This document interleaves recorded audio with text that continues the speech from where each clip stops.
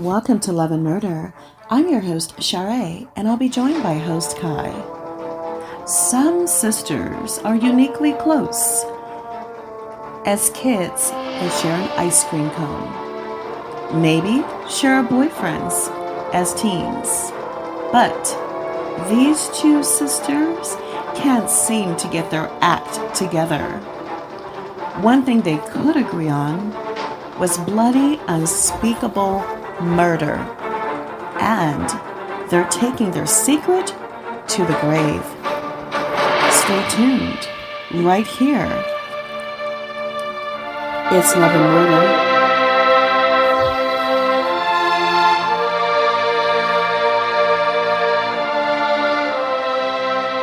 Good evening, everyone. Welcome to a new episode of Love and Murder. I am your host, Ky, not along with my co-host, Char, who is having technical difficulties. And oh my God, one day we'll figure this out and she can record as normal. We are here for a new episode of Love and Murder. Yay! So I want to apologize that we missed 2 weeks because I've been in and out of doctor's offices with my daughter. She's been sick and I've been dealing with that. And I haven't had time to research and write and do everything that it takes to do a true crime podcast. But, hopefully all of this is behind us and we can continue on with the show and not miss any more time because it just seems like we keep missing time. And, I apologize to my listeners. I know that y'all are waiting for shows and, you just want to be consistent with your true crime. That's all you want. You just want your true crime. So I apologize. But yeah, we've just been dealing with a lot of stuff over here. And, when it seems like once I get everything going, then Char's having issues and it's just either or, either or, either or. So I couldn't let y'all wait for another week without your true crime fix. So I came on to record by myself, by my little lonesome self. So if you are new to this show, this is Love and Murder, a podcast about true crime that deals with relationships gone terribly, terribly wrong. And usually around this time, I'll ask my co-host Char, when I say terribly wrong, how wrong do I mean? And she usually says, dead wrong, Ky. And I'll say dead wrong. So that's basically what our podcast is about. You can check us out on anywhere you get your podcasts. You can find us on Stitcher. You can find us on Apple Podcasts. You can find us on Spreaker. You can find us on wherever you get your podcasts. Also, make sure to follow us on social media. The links will be in the bio and the show notes below. I don't really get into that at the beginning of the show, but if you want to hear our links, you can definitely wait till the end of the show. If you want crazy bonus episodes, so our bonus episodes are the craziest true crime stories, the craziest true crime roundups. We'll have Florida crime, Florida man, relationship Q&A, relationship advice, and my co-host Char has the craziest stories. Some of them I don't believe. I don't know if they happened for real. Some of them they happened for real and they're just so crazy.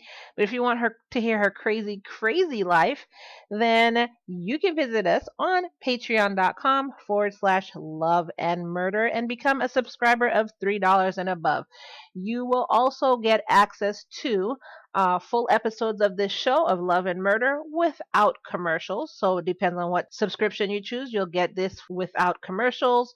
And we offer a ton of just excellent content that you can get on our Patreon. So just go to patreon.com/love and murder, become a subscriber of $3 and above.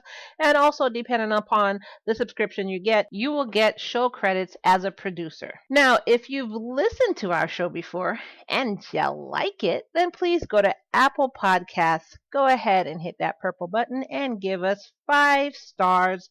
You can say you love the show. You can say why Char is missing. You can say what's going on with technical difficulties that makes the show, I don't know, hilarious? Question mark. Say whatever you want in the description, and what it does, it helps brings us up in the chart so more people can find us, and that will definitely help us out, and we'll be ever so grateful to you. So without further ado, we're going to get into the story of Jack Wilson James White, Betty Wilson, and Peggy Lowe. Jack Wilson was born in 1937 in Chicago, Illinois. Ew, did I say Illinois? It's Illinois. Oh, I don't know what I was thinking. But anyway, he was born in 1937 in Chicago, Illinois. Now, I normally bring you more information about their earlier life, but I couldn't find anything about his early life. I just know that he grew up to become a doctor of, now don't judge me, ophthalmology. Ophthalmology.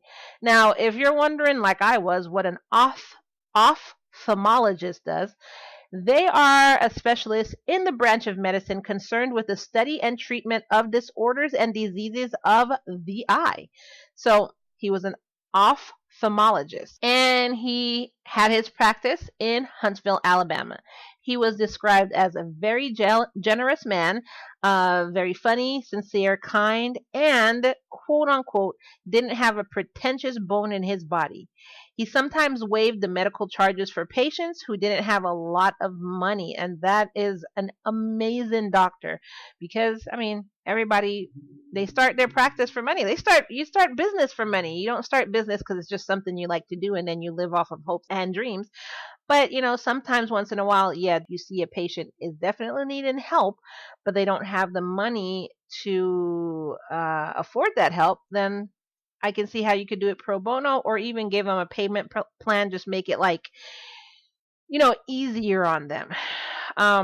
So yeah, he sometimes waived his medical charges for his patients that just didn't have a lot of money. And a staff member from his office said, quote unquote, they were always treated the same if they had $5 or $500,000. And he treated me like a daughter. He treated everyone who worked here as family. That's what she said. So that sounds like an amazing guy. And someone else said, quote unquote, he wore Christmas ties in the summer. Even the way Wilson concluded his will was meant to be funny. And this is how he did it. To be used only if absolutely necessary, i.e. if I'm dead, he wrote. Try real hard to revive me if I only look dead. So that's what he had on his will. So you can kind of get a feel like what kind of guy he was.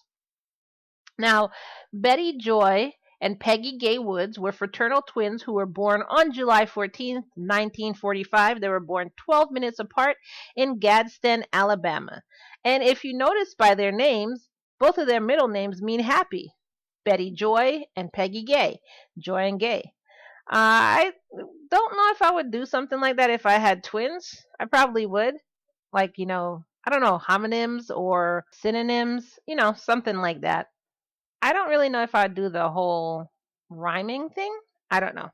But I might do something clever like that. At least I think it's clever. Not that I'm, dumping on people who have twins with rhyming names.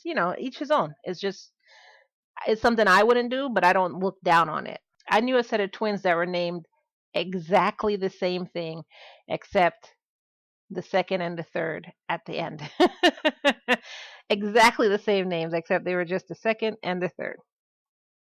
So anyways, Betty Joy, and Peggy Woods.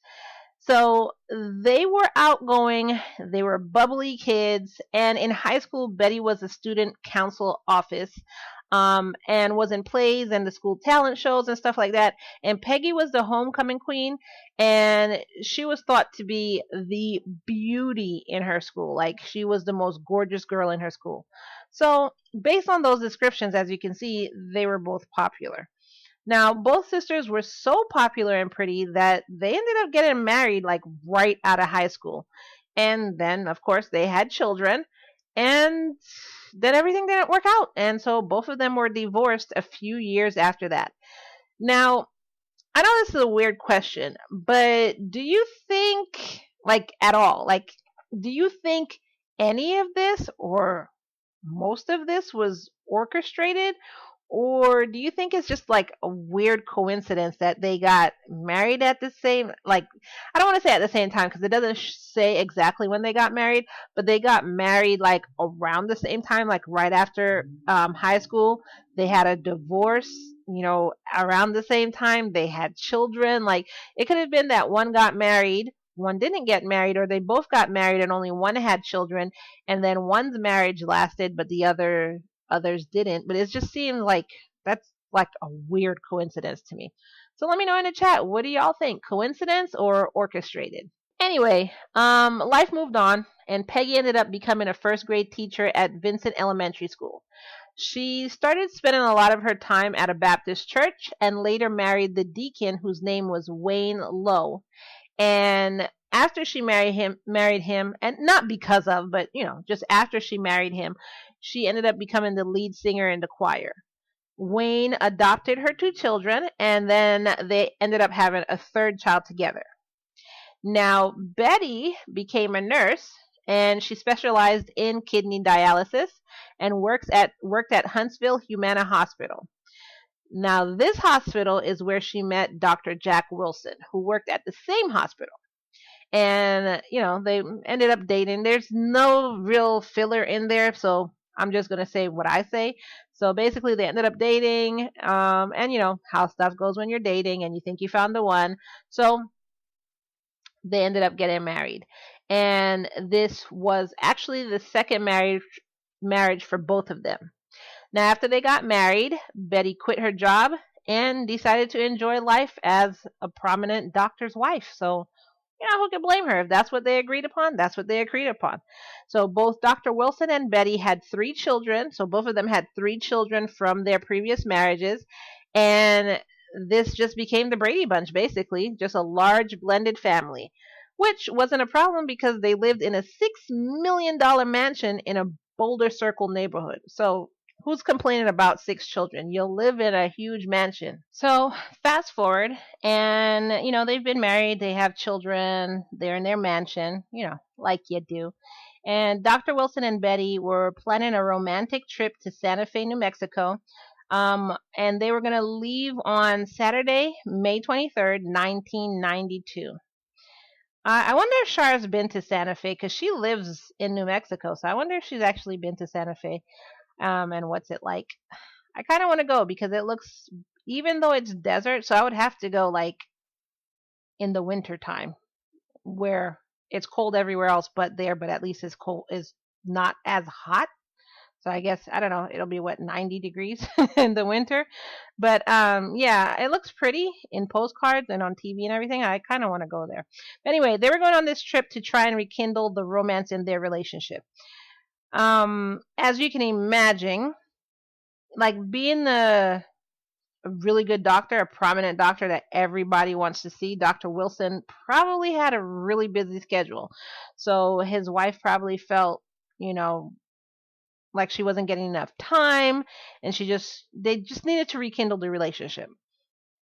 So everybody would say that he loved his wife and he would do just about anything to make her happy. So, like I said, maybe she just wasn't happy with the amount of time that she was getting with him. So, what would you do if you were a husband? You're going to plan a romantic trip for your family or for you and your wife, Then your wife feels like, okay, you have some time together, rekindle stuff, get a little nurky in, maybe.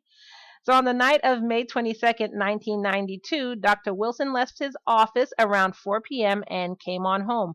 He changed his clothes, he went outside in his front yard, and he used a metal baseball bat to put a political campaign sign in the ground in front of his house. So that was around like 4:30 p.m.